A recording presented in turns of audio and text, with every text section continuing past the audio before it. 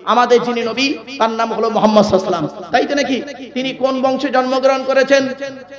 কুরাইশ। কুরাইশটা কে? কার নাম কুরাইশ? শুনে নিন, একটু সুবহানাল্লাহরা জোরে বলবেন, মাথায় রাখেন।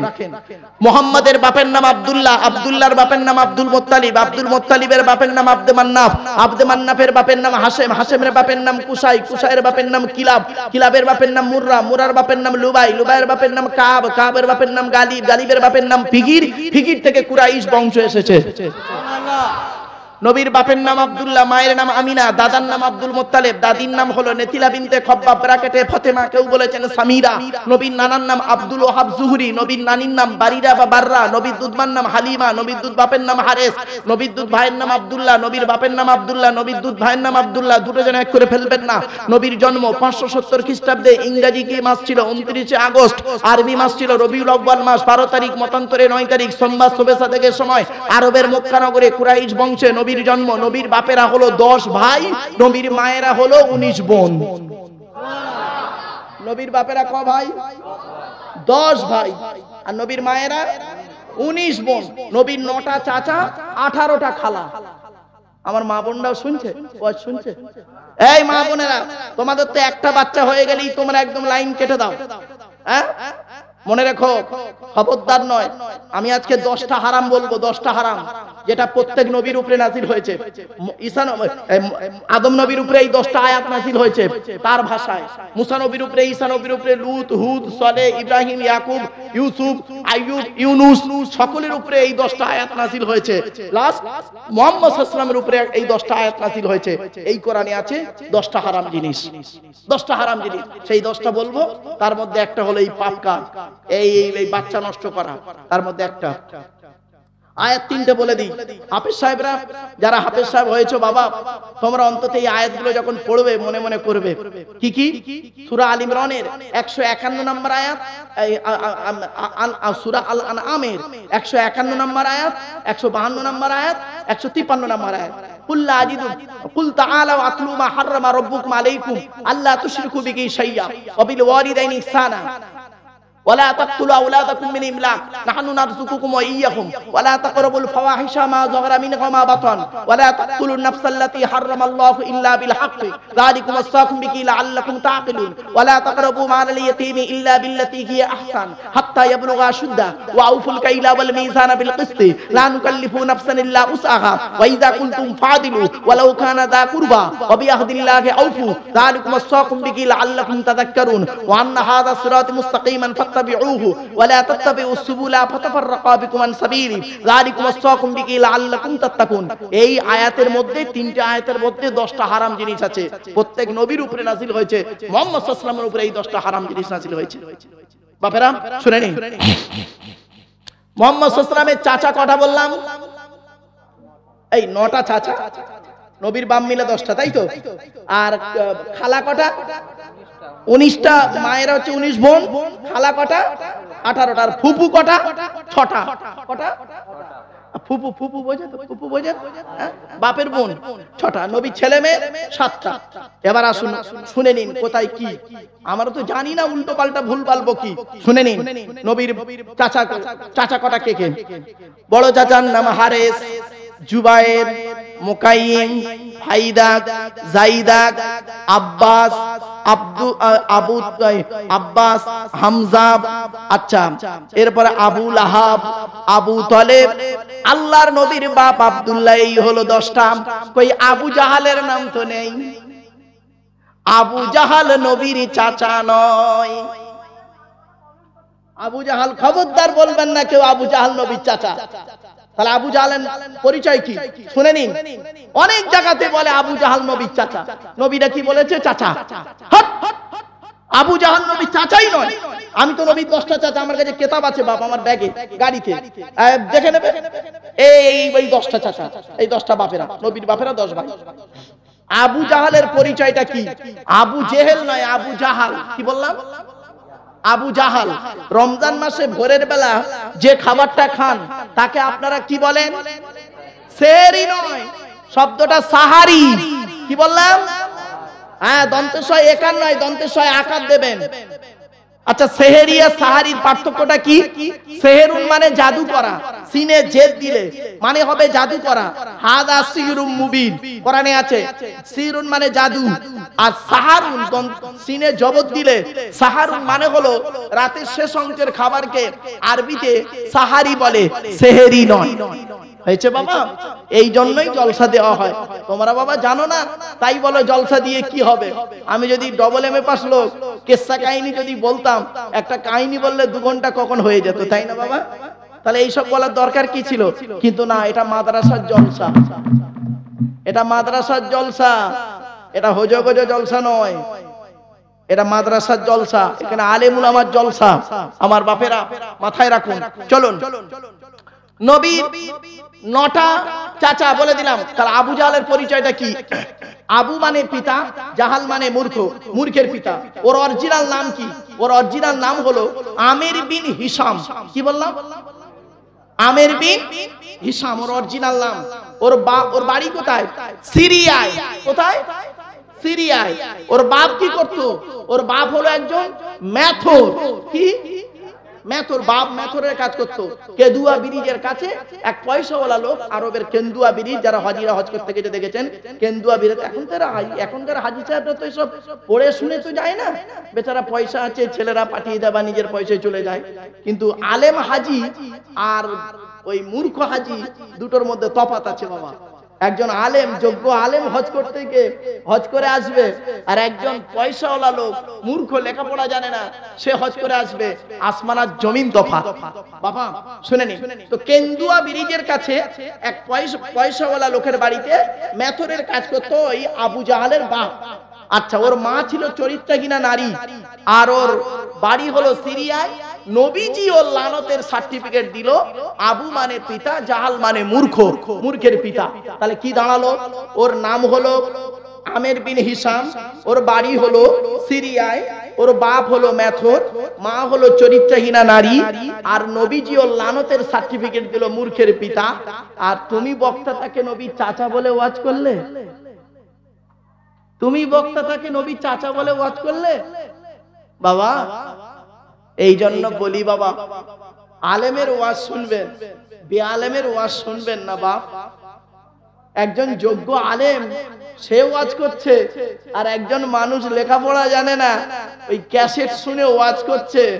মসজিদে মাদ্রাসার চাঁদা তুলতো, গলা আছে ভালো, তাকে বক্তা বানিয়ে নামের আগে আল্লামা দিয়ে দিলে। হ্যাঁ বাপেরা, এই মাদ্রাসার ছেলেরা বাবা, তোমরা হিফজ করার পরে ভালো আলেম হবে, নাহু এবং সরফটাকে ভালো করে পড়বে। নাহু সরফ যদি খারাপ হয় সে ভালো আলেম হতে পারে না। অনারবদের কাছে বলছি, অনারবদের কাছে নাহু সরফ যদি খারাপ হয়, নাহু সরফের জ্ঞান যদি না থাকে, সে ভালো আলেম নয়। ও 10টা হাদিস মুখস্থ করতে পারে, বুখারী মুখস্থ করলেও ভালো আলেম নয়। নাহু সরফ যদি তার ঠিক থাকে না, সে ঠিক করে নেবে সব যেটায় যা আছে। নাহু সরফটা ঠিক করে পড়ো। ছোট্ট একটা উদাহরণ দিচ্ছে, এই বাচ্চা ছেলেরা, বাপেরা শুনে নাও, মাসার ছেলেরা। ইলিম, বাপেরা এই শব্দগুলো উচ্চারণ শুনুন তো ভালো করে। ইলিম, আলাম, আলাম, আলিম, আলিম, আল্লামা, আলাম। কটা শব্দ বললাম? কটা? 7টা শব্দ বললাম। ইলিম মানে জ্ঞান, আলাম আইনে টান নয়, আলাম, আলাম মানে পতাকা, চিহ্ন, চিহ্ন, আলাম পতাকা। আলাম আইনে টান দিলে আলাম, আলাম মানে পৃথিবী। আলহামদুলিল্লাহি রাব্বিল আলামিন নয়, আলামিন আইনে খড়া আছে দেখবে। এই জন্য বাবা আলেমের সাথে বসো। এবার আসছি আলিম, ইসমে ফাইল, জ্ঞানী। এবার আসছি আলিম, সিফাতে মুসাব্বা। এরপরে আসছি আল্লামা, ইসমে মুবালাগা, অধিক জ্ঞানী। তারপরে হলো ইসমে তাফজিল, আলাম। মূর্খ লোক কিচ্ছু জানে না, সে আরবির ইবারত পড়তে পারে না, তাকে কোরআন শরীফ খুলে দিলে, কোরআনুল মাজিদ খুলে দিলে একটা আয়াত পড়ে মানে করতে পারে না, তার নামের আগে তোমরা আল্লামা শব্দ লেখো। হ্যাঁ বাবা, আল্লামা যাকে তাকে বলো না বাপ। আল্লামা শব্দের এই আলেমরা ভালো জানে কাকে আল্লামা বলতে হয়। আমার বাপেরা চলো না, গিয়ে যাচ্ছে। এবার আসছি নবীর ছেলে মেয়ে কটা বলেছি? 7টা। বড় ছেলের নাম কাসিম। কি বললাম বাবা? এই শেষ করে দেবো, চিন্তা নেই। অসুবিধা হচ্ছে আপনাদের?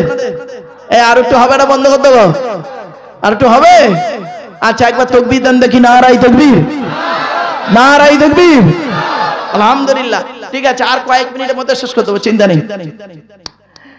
এবার আসছি, নবী সম্পর্কে আলোচনা চলছে এখন, আল্লাহ সম্পর্কে নয়। এখন নবী সম্পর্কে আলোচনা চলছে, এতক্ষণ আল্লাহ সম্পর্কে বলেছি। নবীর ছেলে মেয়ে কটা বলেছি? 7টা। 3টে পুত্র সন্তান, 4টে কন্যা সন্তান। 3টে পুত্র সন্তানের নাম কি? বড় ছেলেটার নাম কাসিম। কি বললাম?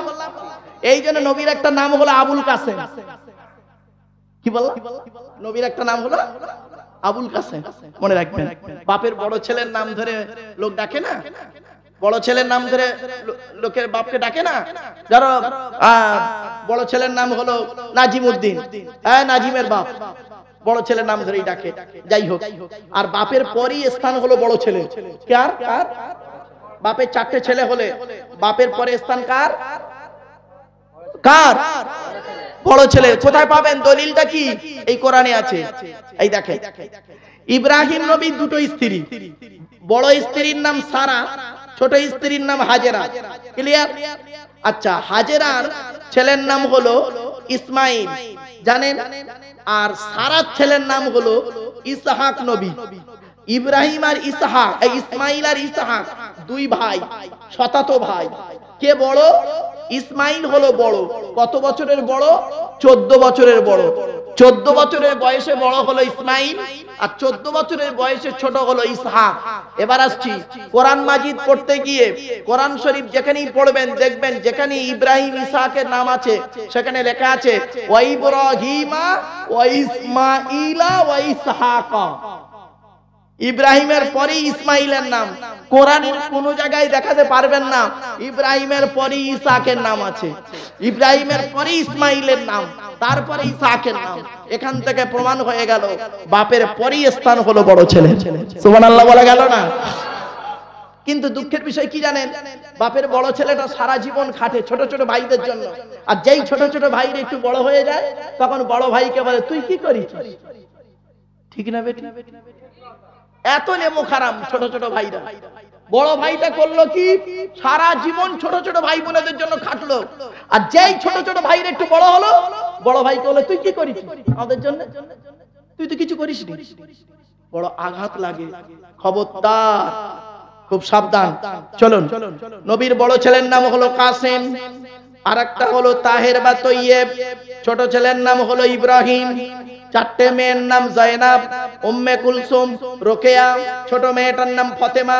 এখানে একটা ছোট্ট প্রশ্ন করব, আচ্ছা আরবে কি ছেলে অভাব ছিল? তা মুহাম্মদ সাল্লাল্লাহু আলাইহি ওয়াসাল্লাম ফাতেমাকে আলীর সঙ্গে বিয়ে দিলেন কেন? মারাত্মক প্রশ্ন করলাম। আরবে কি ছেলে অভাব ছিল? তা মুহাম্মাদের মেয়েকে বিয়ে করবে এমন কোন ছেলে কি ছিল না? তা মুহাম্মদ সাল্লাল্লাহু আলাইহি ওয়াসাল্লাম কেন তার ছোট মেয়েকে আলীর সঙ্গে বিবাহ দিলেন? আরেকটা প্রশ্ন করছি, বলুন দেখি, বেটা ছেলে মারা গেলে কটা কাপন? 3টে। কটা? 3টে। বেটা ছেলে মারা গেলে 3টে কাপন দেওয়া হয়। মেয়ে ছেলে মারা গেলে কটা কাপন? 5টা। একটা হিজড়ে মারা গেলে কটা? 3টে। 5টা না ন্যাংটো করে দেবেন, খুঁজে পাবেন না। লাইন মাচায় বসে বসে খালি আলেমদের বিরুদ্ধে উল্টো পাল্টা বলেন। এই জন্য বাবা আলেমরা এরা খুব ধৈর্যবান, এরা কাউকে কিছু বলে না, চুপচাপ থাকে। ভারত স্বাধীনতা লাভ করলো, আলেমদের অবদান জানেন? ইতিহাস তুললে আপনারা কল্পনা করতে পারবেন না। হাজার হাজার আলেম তারা রক্ত দিয়েছে, জীবন দিয়েছে। মনে রাখবেন, এই ভারতের জমিনে আলেমদের অবদান ব্যাপক। আপনারা জানেন না, আপনারা সে আলেমদের সম্পর্কে বাজে কুমন্তব্য করতে যাবেন না, নিজের ঈমান আমল নষ্ট হবে। ছোট্ট একটা প্রশ্ন আপনাদেরকে করি, একটা আঙ্গুল আপনাদের দিকে লাগিয়ে বললাম আপনারা সব চিটিংবাজ। আচ্ছা কটা আঙ্গুল আপনাদের দিকে? একটা। আর 3টা আঙ্গুল কোন দিকে? নিজের দিকে, মানে টিবিল চিটিংবাজ।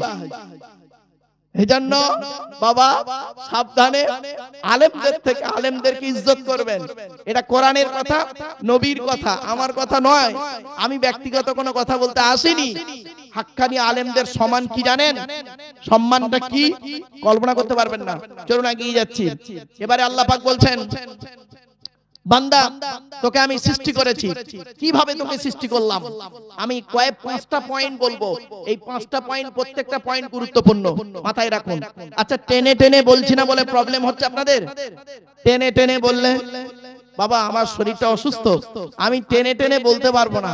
আমি টু দি পয়েন্টের উপরে বলছি, বোঝার চেষ্টা করুন।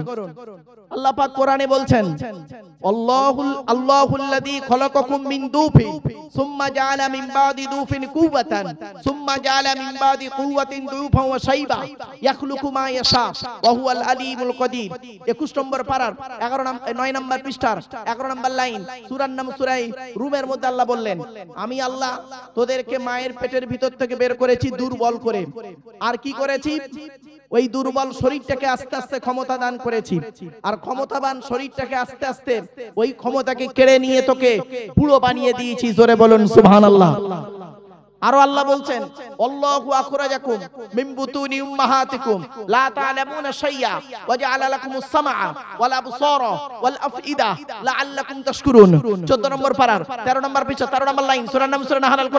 কোরআন জানিয়ে দিয়েছে, আল্লাহু আখরাজাকুম মিন বুতুনি উম্মাহাতিকুম লা তা'লামুনা শাইয়া, আমি আল্লাহ তোদেরকে তোদের মায়ের পেটের ভিতর থেকে বের করেছি। লা তা'লামুনা শাইয়া, পৃথিবীর কোন ভাষাই তুই জানতি কিনা।